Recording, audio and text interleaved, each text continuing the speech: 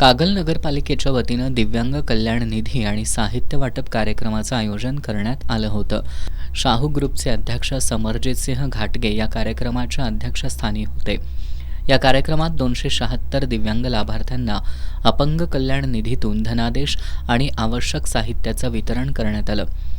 समरजित सिंह घाटगे यांनी कागल संस्थानच्या राजमाता विजयादेवी राणीसाहेब आणि सहकार महर्षी स्वर्गीय विक्रमसिंह राजे घाटगे यांचा हेल्पर्स संस्थेच्या उभारणीत सक्रिय सहभाग होता.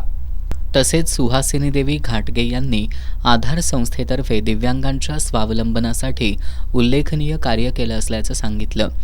हा वारसा पुढे चालवत राजे बँक आणि जिल्हा बँकेच्या माध्यमातून शासनाच्या योजनांचा लाभ देऊन दिव्यांगांना स्वावलंबी करण्यासाठी प्रयत्न करू अशी ग्वाही त्यांनी दिली.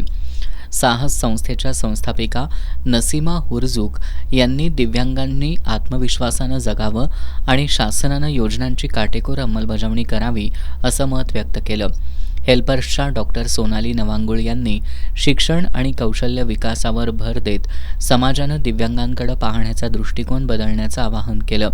यावेळी नगराध्यक्षा सविता माने आणि उपनगराध्यक्ष जयवंत रावण यांनी कागल नगरपालिकेमार्फत दिव्यांगांच्या अनुदानात वाढ करण्यात येणार असून त्यांच्या सोयीसाठी विरंगुळा केंद्र तसंच स्वतंत्र स्वच्छतागृह उभारण्यात येणार असल्याचं सांगितलं.